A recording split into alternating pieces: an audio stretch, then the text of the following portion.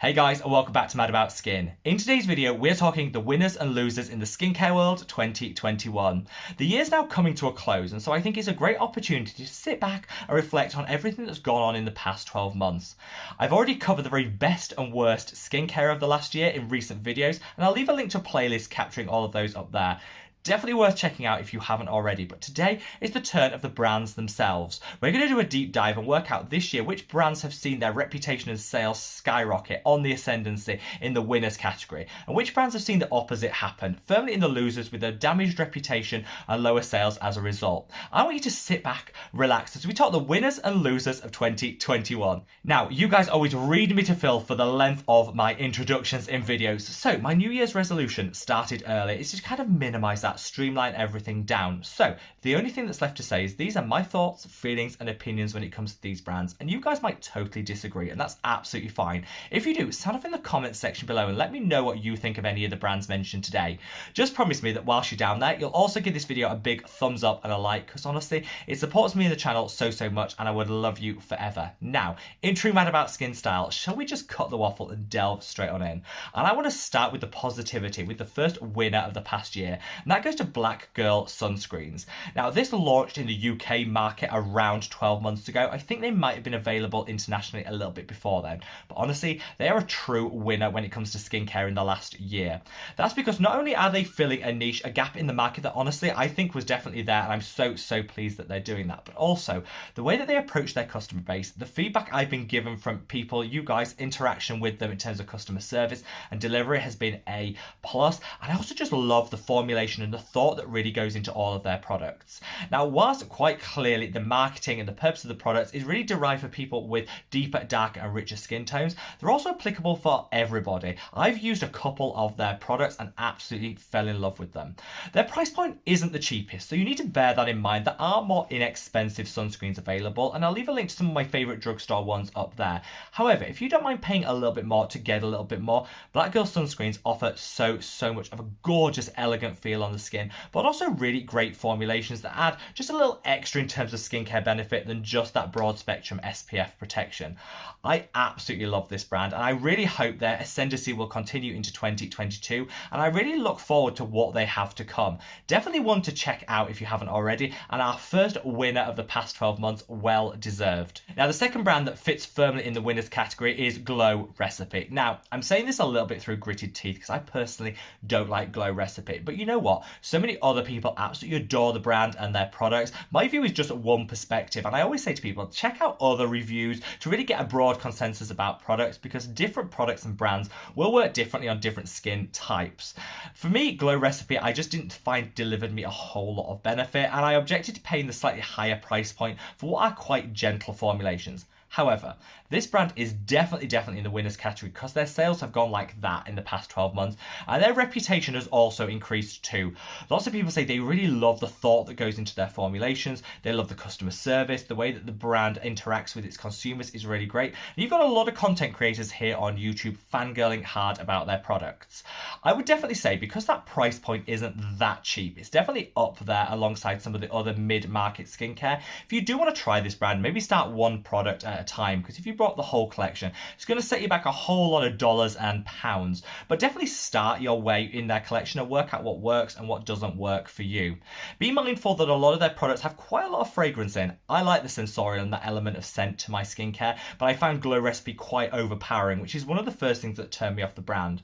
They have listened, however, and some of their newer launches have really dialed back that fragrance in their products. You know what? I love a brand that listens to consumer feedback, because that's been something that a lot of people have been saying. Definitely a brand to watch out for in the next 12 months, and one that firmly sits in the winners category for this year. Now, the first brand to sit in the losers category this year is this one, Sunday Riley. Now, I've actually tried a lot of Sunday Riley products over the past couple of years and really enjoyed them, but I don't think 2021 is a year that the brand is going to look back with fondness. They've had a couple of new launches which honestly have just fallen flat. First of all, I think they had their sunscreen, which a lot of people said was just a greasy, tacky, it didn't sink in. I thought I okay, I'm going to give it the benefit of the doubt and try it myself. And honestly, it was like wearing the thickest mask on your skin possible. There was zero elegance to it, and yet you had to pay a relatively high price point for it. Definitely was a fail. They then had an eye cream and a moisturizer, which again, people just said, I don't think this is worth the price point. Really, what I think was the true fail though was some of the reformulations they did. First and foremost, they went in with the enzyme water cream, which they took out the parabens and included some other preservatives, but clearly they didn't get it right, because a lot of people reported the product actually arrived spoiled, slightly mildewy, even moldy in some cases. That's really bad, especially, well, it's bad anyway, but when you're paying a higher premium price point, you just don't expect that. For Sunday Riley, they didn't really apologize for the situation. I don't know whether people got refunds or not, because I wasn't one of the people that actually purchased it, but I just don't think they addressed the situation particularly well, and really they didn't do their due diligence and put these products through their paces before reaching out and releasing them to the wider consumer base. And I think 2021 is going to be a year that the brand wish they forgot. As a result, their reputation has definitely taken a nosedive, which is why I'm including them in the losers category for 2021. For a very similar reason to Sunday Riley, another brand in the losers category is this, CeraVe, pronounced differently depending where in the world you are. This is a brand that is beloved by so many people who count it amongst their holy grails. But in the last 12 to 18 months, they also did a reformulation, taking out the parabens and using other preservatives instead. At the same time, they also mixed around some of their actives such as niacinamide.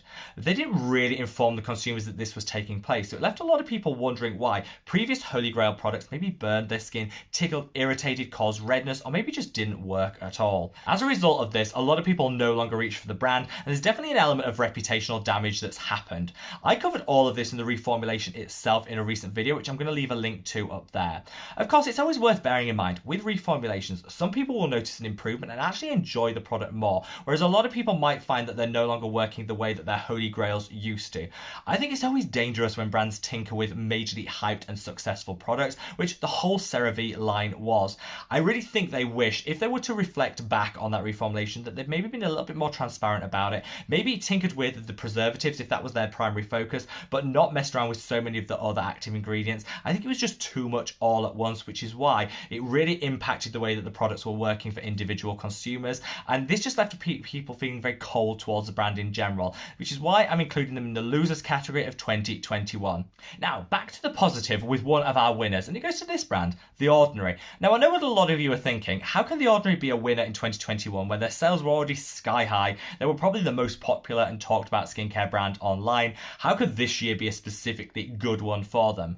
Well, I think it all comes down to their pipeline of products. If I look back a couple of years, I think we're all getting a little bit bored of The Ordinary. We use their products, but we're really itching for some new, innovative launches from them. The only recent launches that they had were their powders, the niacinamide and the L-ascorbic acid powder, which, you know what, whilst they'll work for some people, I don't think were that groundbreaking, and people thought, it was more gimmicky than it was a true product launch. That again left a lot of people feeling, do I really want to reach for The Ordinary time in, time out? Do I want to mix it up and try some other brands? This year they released this product, which is The Ordinary Salicylic Acid 2% Anhydrous Solution. They've also promised another 3 products that are going to launch in quick succession in the early new year, and I think this has got a lot of people excited about the brand itself again.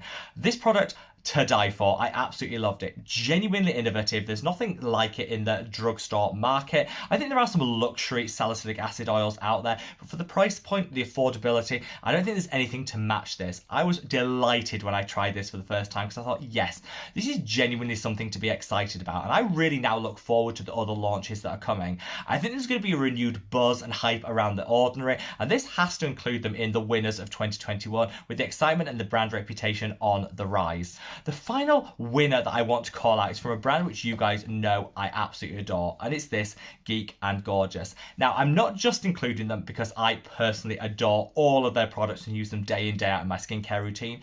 I'm including them in the winners category because 2021 is the year where I think they burst into the public consciousness. They were relatively big in certain countries in Europe, but this year, just about everyone is talking about Geek and Gorgeous. Fangirling hard about their products, and the amount of positivity and love they're getting is through the roof. Their reputation, just the awareness that consumers have of the brand has gone like that in the 12 months, which is why they're firmly in the winners category. That's before you even get onto the products themselves, which I absolutely love. Jelly Joker Cleanser is a great affordable option if you're looking for a pH balanced cleanser, and their Stress Less Serum, which is a beta-glucan oat-derived serum, is game-changing if you have very redness-prone skin, any inflammation, and you want to just calm everything down. I love both of these products, but honestly, I could reach for anything in their collection and know that I'm getting a really good product. I am very excited about what's to come from them in 2022, and of course, I'll be the first to let you guys know what it is when they launch any new products. We have two final losers to cover on before I draw the video to a close. First and foremost is going to be this product, which is Function of Beauty. Now, this is like that subscription style service where you can almost tweak and customize the sort of skincare that you get. They did a lot of sponsorship with YouTubers very early on in 2021, and a lot of people were talking about the brand. I didn't take any sponsorships as I don't here on the channel, so I thought, but I will just, put one on order and actually try it for myself. So I ordered the collection, which was a moisturizer, a serum, and a cleanser, and I couldn't have been more underwhelmed. Honestly, I didn't think the customization was enough to actually deliver any additional benefit that I couldn't just get off the shelf in a drugstore. I think this is something that a lot of people cottoned on to quite quickly, because whilst there are some great subscription services which really tailor the product to your individual skin type and needs, I think this works better with prescription actives such as, tretinoin or a high strength azelaic acid. I think it works better because you can almost get that perfect formulation for you. I think of things of like Curology, Dermatica, those brands that really offer that pure customization. Unfortunately, Function of Beauty, I think, just didn't offer enough to really capture people's imagination, which is why now they're not doing sponsored content. You've seen the interest in them dip and wane like that, and I don't think this is going to be a brand that's on people's lips in 2022. They do a hair care range, which I haven't personally tried, but I know a lot of people, including Dr. Dre, genuinely adore and say it's a fantastic, fantastic line. So I think maybe they'll shift from the skincare into the hair care world, because I think that's available in physical stores as well, not just online. And you know what? I wish the brand every success in the future, but for me, I don't think that Function of Beauty skincare is one that we're going to be talking about much in 2022. Finally, when it came to losers, we're talking Glam Glow. I'm not sad to see this brand go, because do you know what? The price point was ridiculous for what they were actually offering. These were the glamour-infused peel-off masks that every celebrity was promoting on Instagram, here on YouTube, and couldn't get enough of. In truth, very few of their masks actually did anything for the skin beyond being a little bit gimmicky and like fun to peel off. The price point was ridiculous. You were looking, they were asking like 50, 60 pounds for like 4 applications of a mask. That is just way too much. And they also had issues with plastics being in there. We're all trying to minimize our plastic consumption, particularly ones that you'll be washing down the sink, finding its way into water sources. And just overall, I think the Glam Glow reputation went a little bit like that. This is long overdue, because you know what? One thing I really dislike is when brands overcharge for very mediocre, bland skincare. I never mind paying extra to get extra, but for Glam Glow, they weren't offering that. And honestly, I don't think it's a brand that anybody talks about at the moment. And a lot of the issues that they've had around some of their microplastics, around their higher price point, and also some people have said that they've got severe irritation from their products, has really left to a little bit of a dampening of the hype around the brand itself. The reputation has definitely gone down in 2021. I doubt, again, we'll be hearing a whole lot from Glam Glow in 2022, and I'm fine with that, because there's some really great masks out there that'll deliver loads of benefit for a fraction of the cost that Glam Glow were charging. So these are definitely firmly in the losers category when it comes to 2021. So there you have it, guys, the 4 winners and the 4 losers in the skincare world this year. Do you disagree with me entirely, or are you totally on board with these opinions? Sound off in the comments section below. I think we've got a lot to look forward to in 2022, and I want to continue to be sharing things with you before they're launched, or as soon as I can get my hands on them, so you guys can be really informed consumers. Again, I always like to stress the point that when it comes to skincare, everyone's opinion is personal, and you know what? If you disagree with me, always feel free to get that second opinion from other content creators here online, because that's something that I certainly do before I try any product.